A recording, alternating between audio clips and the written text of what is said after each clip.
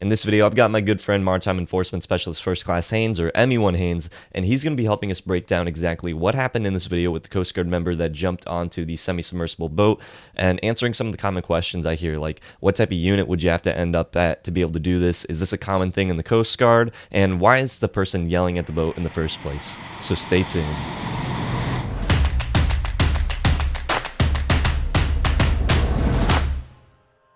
Hey, welcome back, military journeyman. If you're new to this channel, my name is Julian Sage Miata. I'm an active duty Coast Guard member and real estate agent in the DMV. My goal for this channel is to help you along your military journey by giving you the best military tips and money saving hacks. So subscribe so you can keep up to date. Quick disclaimer is that ME1 Haines is not the person that jumped onto the boat. He's just a person that has been at a TACLIP before. He knows the mission. He is constantly involved in this very small, tight-knit community. So he's very familiar with the type of stuff that is happening in this video, but he's not the person that jumped onto it.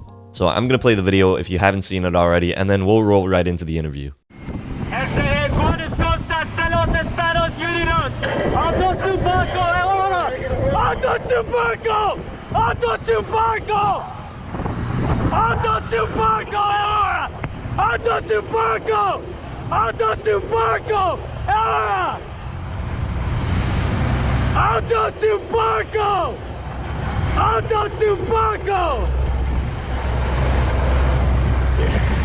It's gonna be hard to get on. Dr Fargo.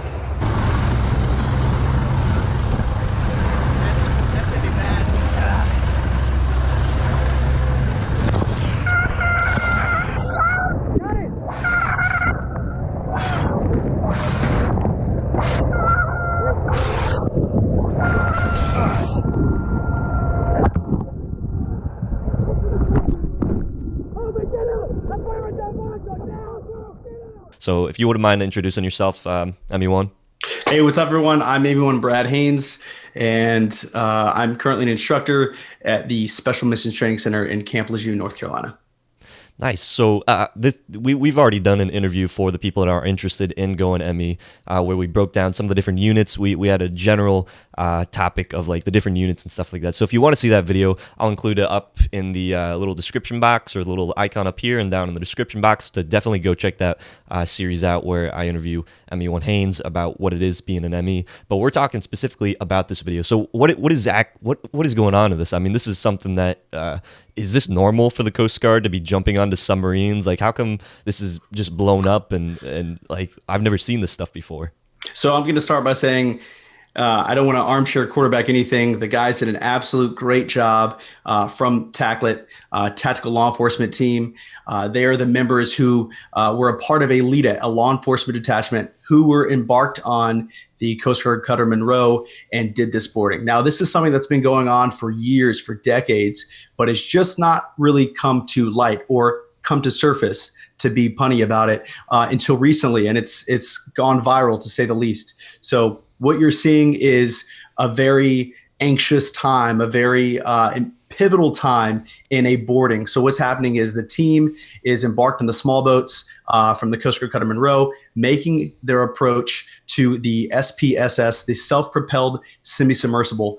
And what they're doing is they've got to attempt to get it to stop. So legally, there's things we have to do before we can take action, if you will. So what's happening is they're approaching and they're in Spanish, attempting to get the vessel to stop, because it is understood that most of these people are Spanish speakers. So once they do that, they look for any opportunity available to basically hop on board. And what they do is they head straight for the hatch, and you'll see who's become known as the narco knocker, whose actual identity should remain concealed for his own privacy, starts beating on the hatch to basically get them to come out, to order them to come to all stop, so that the boarding, if you will, can continue from there.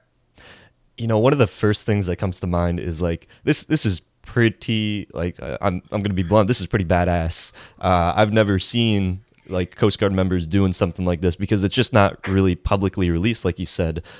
But is this like a normal occurrence, like people jumping on to moving submarines and doing this stuff? Like, is there a part of the Coast Guard that just people aren't aware of? So there is definitely a part of the Coast Guard. This is a part of the Coast Guard that a lot of people do not know about. This is a mission that TACLETs have been performing, like I said before, for decades. And since the advent of the self-propelled semi-submersible and the self-propelled fully submersible, drug subs have been around. They've been a huge target from us, and it's something that we have to try to stop, obviously. So basically, it went from fishing boats, go fast boats, which were large cigarette style boats with 4 outboards, to this, right? They're very low profile, and they have to be stopped. And one of those ways includes jumping on board and getting the operators to stop the vessel. So a couple things come to mind. Like, one is, why is a submarine above the water? Why aren't they like down below? So that's kind of the unique thing about this. So this is, again, what we call a self-propelled semi-submersible. So this is actually not designed to go fully underwater. This submarine, which again, kind of that colloquialism we've been calling it throughout the media, right? This drug sub, this is actually designed to do exactly what it's doing. It drives and operates right there just below the surface and just outside of the water, basically. It helps it avoid detection, right? It also eliminates its radar signature, as well as it's harder to be picked up by sonar as well because of its lack of depth. So it's a ingenious way that has been utilized by drug traffickers now for decades that the Coast Guard is taking full force on. Well, I get it. I've been reading some of the comments on these videos, and everybody's like, why is he yelling at the submarine? Like, what is that going to do?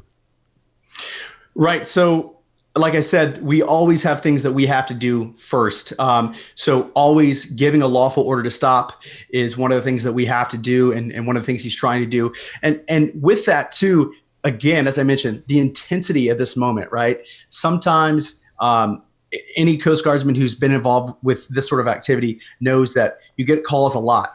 It's kind of like being a firefighter or being at a Coast Guard small boat station. You get a lot of calls for search and rescue, and sometimes it doesn't happen. So when it happens and you get close, you start getting amped. So sometimes you keep repeating yourself, you keep doing it, and that's what he's doing. He's giving a lawful order to stop in hopes that they will hear it and follow that order. And if not, he's going to have to go to the next step, which in this case, they hop on board. Is he wearing like a life jacket? I mean, he's got like a lot of gear. He's got his gun. He's strapped. And he's jumping onto this probably very slippery, very dangerous submarine. Is he wearing like a life jacket? Like, how does he protect himself? And who says like you're allowed to jump on this? So it is incredibly slippery. I will say that. As you can imagine, there's no non-skid on that platform. It's very slippery. And yes, he is wearing a form of a life preserver, if you will, that is actually on their waist. And you can see it if you know what you're looking for. It's called a tactical flotation system. And what happens is it just supports members from the waist. It can be actuated by manually pulling it or by being completely submerged as well. And as far as particular procedures for boarding a vessel, I want to be vague at that, just understanding that the federal law enforcement officer capacity in which the Coast Guard was acting in as a federal law enforcement officer made the determination to do that and to hop on board. And he's following all of his required standard operating procedures. I want to cover that really quick because the Coast Guard is a unique service in that we do hold law enforcement capabilities. Is this something that like who else would be doing this? Is this something that just the Coast Guard is doing, or like is the Army or the Navy able to do this type of stuff? So that's a great question, and actually no. So there's a lot of laws out there, something called posse comitatus, that expressly prohibits Department of Defense personnel from conducting law enforcement, and that's what we're doing here as the Coast Guard. We're conducting law enforcement, and this happens to be in international waters. And there's myriad of laws that support us doing what we're doing. But yes, we are that unique service that has that capability to do so. But we are still the military, right? We are still military. 14 USC 1 is where it states that we are military. Very cool. And so one of the other one of the things that I was thinking about is like he's knocking on this hatch.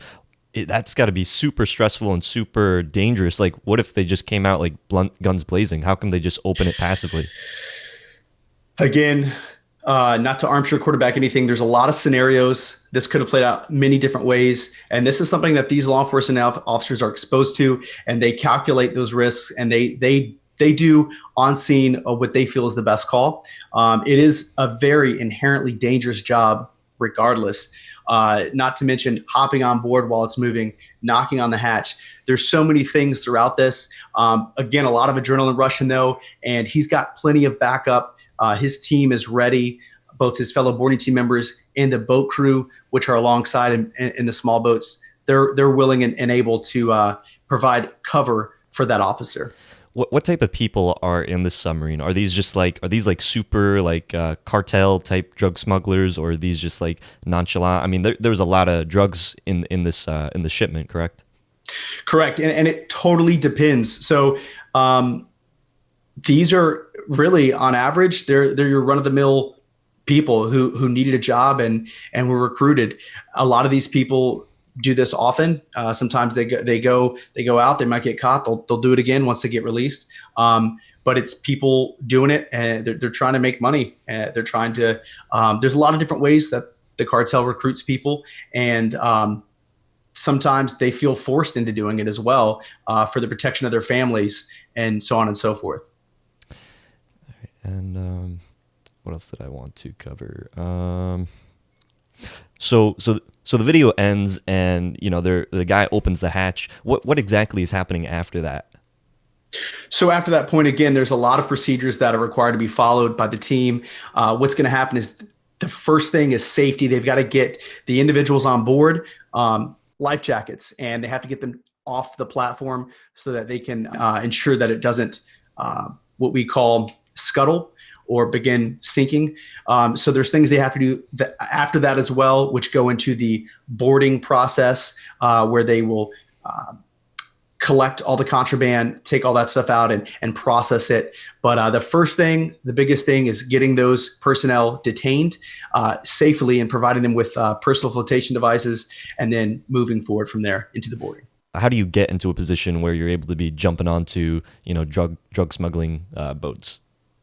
So this isn't an opportunity that's exclusively limited to the Coast Guard's DSF or deployable specialized forces. However, it's likely that you'll more likely to be in that situation if you are in the DSF, just due to the nature of our training, and that's what we specialize in. But in this case, they weren't even actually all MEs, but because at tactical law enforcement teams or TACLETs, you don't have to be an ME. There are billets for things like BMs, MKs. So some of those people may be working out of rate, filling a petty officer billet, but still serving as a boarding officer on a law enforcement detachment at a TACLET. I know that's very confusing. I almost need like a pie chart. But the big thing to be most competitive to get to this position is being an ME, and there's annual screeners that are going to start taking place for the DSF, and you'll screen to go to either a TACLET or MSRT. And TACLETs are the premier counter drug teams that do this sort of work, and it's kind of in their heritage. And of course, again, I've done an interview with ME1 Haines where he's breaking down the different units that MEs can go to, kind of the different career paths. So if you want to see that, again, I'll include this up here and down in the description box. I just think that this is a very cool, unique situation that we've been able to witness, because of these GoPros. And last question is just how frequent is this type of stuff going on within the Coast Guard? The Coast Guard's working around the clock, as you know, forward deployed off each coast and all over the world daily. These sort of interactions, again, just if you even pay attention to the Coast Guard's Facebook, you know that there are lots of drugs being seized, and it's a small percentage of which still making it to the States and their other destinations. But this is a frequent occurrence for Coast Guard cutters and for also any allied vessels that may have embarked leadettes on them as well. Man, thank you so much, ME1 Haines. This has just been so cool to be able to get the kind of like the behind the scenes of what is actually going on. This is just a really unique opportunity to be able to see something that that is just one small part of the Coast Guard's mission, but it is such an essential part. So thank you for being able to explain this to us. And until next time, talk to you guys later.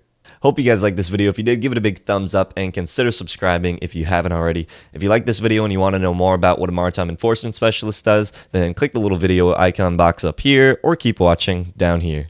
Until next time, peace out.